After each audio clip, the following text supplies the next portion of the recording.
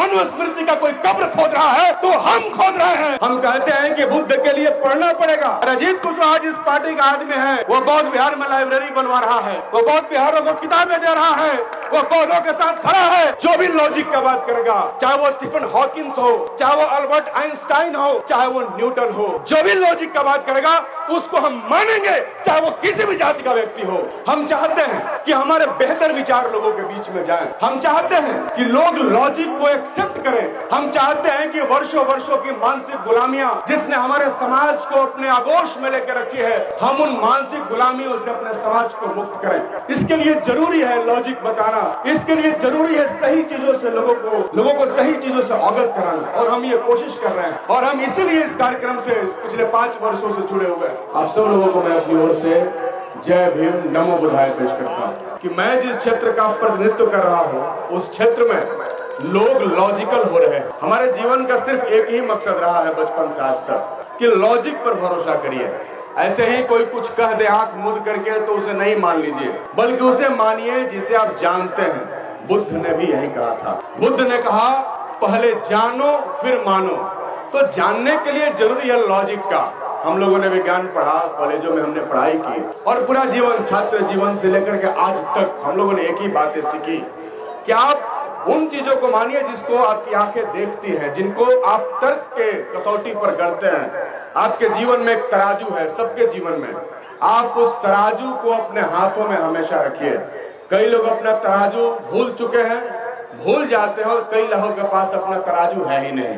अब सबके पास है, उसे आप याद करिए और उसमें जो पैमाने हैं उस पर चीजों को तौलिए। ऐसे ही कोई कह दे उसको मान मत जाइए। सांप काट देता है, लोग कहते हैं कि ठाकुर जी के पास जाइए ठीक हो जाएगा।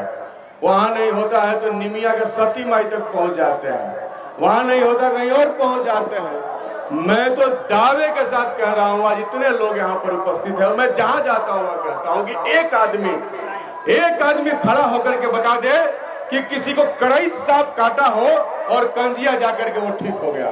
कंजिया में इलाज होता है लेकिन सिर्फ डोड़ सांप का, समझ गए? तो इसलिए बहुत रिस्क होता है ये सब बातें बोलने में, वो भी उसके लिए जो उसी क्षेत्र का चुना हुआ जनप्रतिनिधि हो। आपको याद होगा जब मैं पहली बार यहाँ से एमएलए बना तो कुछ लोगों ने मेरा पुतला फूंका। 6 दिसंबर को एक भाषण मैंने दिया था, 6 दिसंबर 2020 को। मैंने उसमें एक बात कही थी, बहुत छोटी सी बात, कि ना कोई छोटा होता है ना कोई बड़ा होता है, सब लोग एक समान होते हैं। किसी को अपने बड़ा होने पर अभिमान नहीं होना चाहिए और किसी भी व्यक्ति को छोटा नहीं बोलना चाहिए। इसी बात पर मेरा पुतला दहन हो गया। और वही लोग थे जो मनुस्मृति और मनुवाद के पोषक थे, उन्होंने किया, हमें कोई गम नहीं है, उन्होंने किया, अच्छी बात है, वो करते ही रहते हैं। एक आदमी गधा पर हमको चढ़ा के मेरा पुतला फूंका, तो बीजेपी का आदमी था। हमने कहा गधा पर चढ़ने से मुझे शर्म क्यों? समाज में रजक समाज के लोगों का जीविकोपार्जन गधा करता है, तो अच्छी बात है। या तो तुम मुझे गधा समझते हो या गधा पर बैठने वाला व्यक्ति समझते हो। ये दुनिया में किसने स्थापित कर दिया कि घोड़ा बड़ा होता है और गधा छोटा होता है? ये कैसे तय हुआ और ये तय करने वाले कौन थे? और तय करने के पहले का उनका लॉजिक क्या था? क्यों घोड़ा को बड़ा और गधा को छोटा माना जाता है? क्या इसलिए कि गधा थोड़ा सा नाटा होता है? तो क्या नाटा जानवर हीन होते हैं, वो महान नहीं होते? क्या नाटे जीव हीन होते हैं? उसका क्या है प्रमाण बताइए? ऐसा क्यों है कि आप किसी व्यक्ति को नीचा दिखाने के लिए गधा पर चढ़ा के बाल छीन देते हैं? गधा छोटा क्यों है? अरे भाई आप समझिए, खेल बहुत बड़ा है। लोगों ने व्यक्तियों के अंदर छोटा बड़ा बनाया तो बनाया, उसने जानवरों के अंदर भी विभेद पैदा किया। और जिस सवारी पर तथाकथित छोटी जाति के लोग सवारी करते हैं उसको उन्होंने छोटा बना दिया, और जिस सवारी पर बड़ा आदमी करते हैं उसको बड़ा बना दिया। अद्भुत है।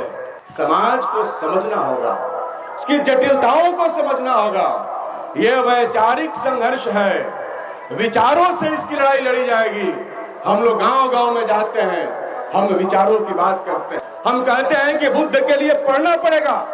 आप सिर्फ जाति का बात करके बुद्ध को स्थापित नहीं कर सकते। आज आरएसएस का 100 साल पूरा हो रहा है, पूरे देश में आरएसएस का जयगान हो रहा है।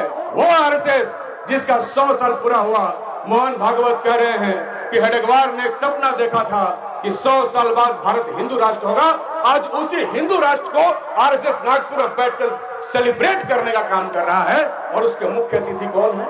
उसके मुख्य अतिथि हैं रामनाथ कोविंद साहब। वो आरएसएस के हिंदू राष्ट्र के सेलिब्रेशन को एंजॉय कर रहे हैं। और अजीत कुशवाहा जिस पार्टी का आदमी है, वो बौद्ध बिहार में लाइब्रेरी बनवा रहा है, वो बौद्ध बिहारों को किताबें दे रहा है, वो बौद्धों के साथ खड़ा है। और रिस्क लेकर मैं पूरे बिहार में दंगे की चोट पर बोलता हूं कि मनुस्मृति का कोई कब्र खोद रहा है तो हम खोद रहे हैं। और इस बात को किसी को बताने की जरूरत नहीं है और इसको प्रमाण करने की जरूरत नहीं है। जो भी लॉजिक का बात करेगा, चाहे वो स्टीफन हॉकिंस हो, चाहे वो अल्बर्ट आइंस्टाइन हो, चाहे वो न्यूटन हो, जो भी लॉजिक का बात करेगा उसको हम मानेंगे, चाहे वो किसी भी जाति का व्यक्ति हो। हम चाहते हैं कि हमारे बेहतर विचार लोगों के बीच में जाएं। हम चाहते हैं कि लोग लॉजिक को एक्सेप्ट करें। हम चाहते हैं कि वर्षों वर्षों की मानसिक गुलामियां जिसने हमारे समाज को अपने आगोश में लेकर रखी है, हम उन मानसिक गुलामियों से अपने समाज को मुक्त करें। इसके लिए जरूरी है लॉजिक बताना, इसके लिए जरूरी है सही चीजों से लोगों को सही चीजों से अवगत कराना। और हम ये कोशिश कर रहे हैं और हम इसीलिए इस कार्यक्रम से पिछले 5 वर्षों से जुड़े हुए हैं, क्योंकि हम चाहते हैं कि लॉजिक बने। बगल में डॉक्टर अंबेडकर पार्क बन रहा है दाहिने साइड में, यहाँ पर एक वर्कशॉप बनेगा, भी हम लोगों ने इसका उद्घाटन किया और हाल ही में बनेगा। यहाँ भी बहुत शानदार फुलवारी बनाने की हमारी योजना है, जहाँ आगे से डॉक्टर अंबेडकर रहेंगे और यहाँ पर ज्ञान विज्ञान की बातें होंगी। उत्तर से लेकर दक्षिण तक, पूर्व से लेकर पश्चिम तक हम लोग एक प्रयोग कर रहे हैं कि लोगों को लॉजिकल बनाया जाए, लोगों को आगे बढ़ने के लिए प्रेरित किया जाए। हम समाज को डेवलप करना चाहते हैं, हम अपने बच्चों को पढ़ते हुए देखना चाहते हैं। कल एक मेरा मित्र मिला नौजवान, रेलवे का रिजल्ट आया। रेलवे के रिजल्ट में क्या ड्रामा हुआ है? ईडब्ल्यूएस से एससी से भी कम आया, एससी से भी कम। आप निकाल करके देख लीजिए। ओबीसी को तो गोली मारी है, ओबीसी तो कहीं है नहीं। एससी कम्युनिटी से भी कम नंबर पर ईडब्ल्यूएस को नौकरी मिल रहा है। हम दंगे की चोट पर कह रहे हैं कि इस बिहार के अंदर जब ईडब्ल्यूएस लागू हुआ, सबसे पहला विरोध करने वाला कोई व्यक्ति था तो हम लोग थे। हम लोग लड़ाई लड़ रहे हैं गरीबों के लिए, दलितों के लिए, पिछड़ों के लिए। आज मेरे पूरे विधानसभा के क्षेत्र में आप जानिए, जाकर पता करिए, पूरे विधानसभा क्षेत्र में किसी अंचलाधिकारी का औकात नहीं है कि किसी गरीब जो सरकारी जमीन में बसा है उसके सामने बुलडोजर लेकर जाकर के खड़ा हो जाए। उसे मालूम है कि जब मैं जाऊंगा तो मेरा सामना किसी महादलित से नहीं बल्कि डुमरांव के विधायक से होगा और उसका सामना हम नहीं कर सकते। ये लड़ाई है जो धीरे धीरे धीरे धीरे कई लेवल पे लड़ी जा रही है और ये लड़ाई आगे बढ़ेगी।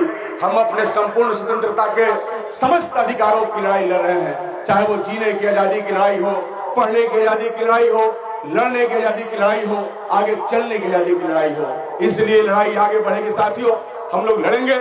हम समाज को वैज्ञानिक तौर पर सोचने के लिए तैयार करना चाहते हैं। हम चाहते हैं कि हमारे समाज के अंदर वैज्ञानिक चेतना पैदा हो। हम चाहते हैं कि हमारे समाज के लोग उन देश और दुनिया के तमाम लोगों को पढ़ें जिन्होंने लॉजिक की बात की, जिन्होंने विज्ञान की बात की।